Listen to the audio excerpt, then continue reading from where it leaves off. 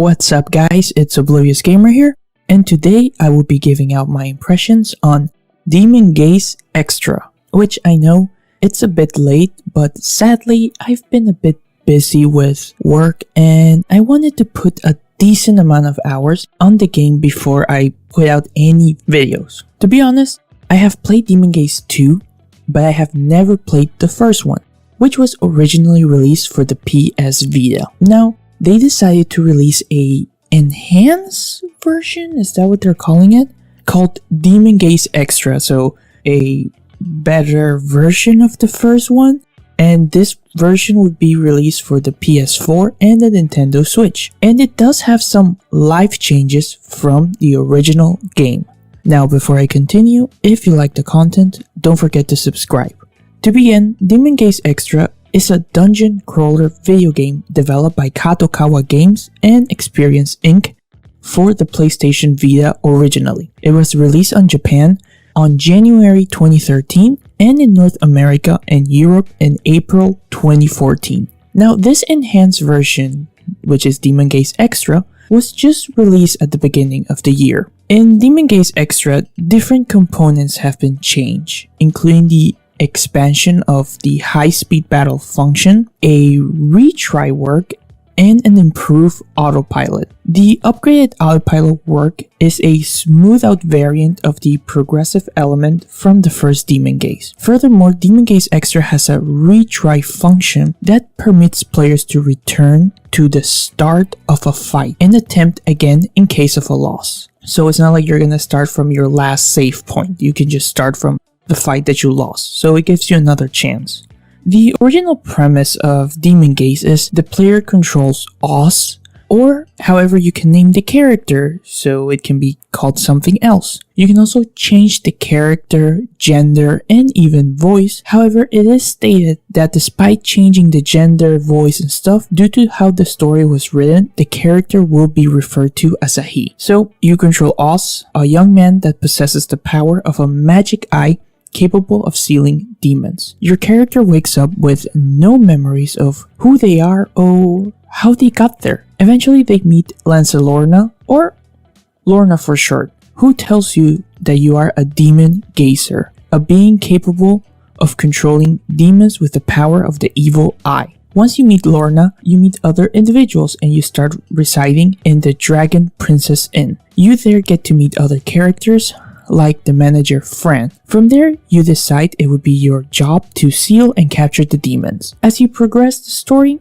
you get to find out more about the characters in the Dragon Princess Inn, their reasons as to why they're there, and of course, you get to discover who you are. The story starts a bit generic and common for my taste, but it's not bad, especially once things start picking up when you have put some hours in the game. Now, a lot of the story will rely on you interacting with other characters, and there are event moments that in order to progress the game, you will need to talk to characters as they might have a clue or an item that will help you progress further. When it comes to gameplay, I feel the game is pretty self-explanatory. The game is divided in two sections. The first part is the dungeon exploration, and the second part is you interacting with people in the Dragon Princess Inn. As you try to level up your relationships with the characters, try to get to know them, sometimes it can even lead to what they call in the game as heart-pounding cutscenes.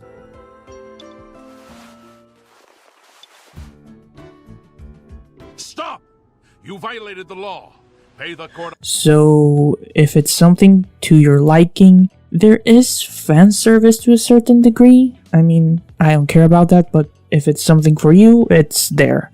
Interacting with the people in the inn can also lead to quests or items that will help you in the dungeons. Now, in the dungeons, the exploration and combat is done in the first person point of view. When you fight enemies, it's basically turn-based. When fighting an enemy, the options are very simple. You have attack, defend, skill, item, and run. Of course, your main character has an additional option, which is to summon a demon or use the abilities of the demon that he has captured. As you progress the game, you will be capturing more demons, each with unique abilities that not just help you in combat, but also in exploration for the dungeons, such as for example the demon Comet. Having her with you will show you hidden paths So there's a reason to try using the demon that you capture when you're exploring the dungeons. Of course, as you level up, you will be able to have more demons with you when you're exploring and fighting. Now, as any RPG, you have gear, which is, your weapon, armor, which can be leveled up too if you want. And there's different grades, and obviously your goal is to get better equipment so you can become stronger.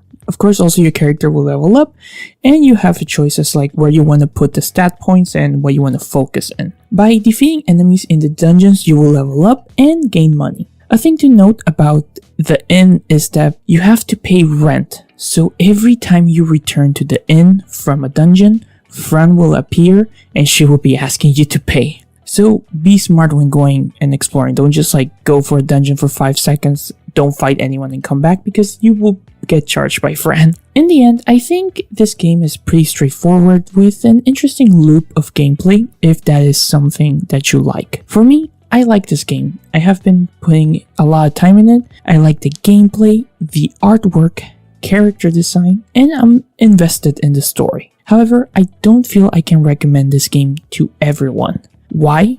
Well, I think a dungeon crawler RPG will not be, for everyone. I think it's already a little bit niche, the genre. There's a lot of dialogue to read and pay attention. The action is not that crazy, the gameplay is just first person, so it's not as crazy compared to other modern RPGs. And depending on who you are, the artwork might not be to your liking.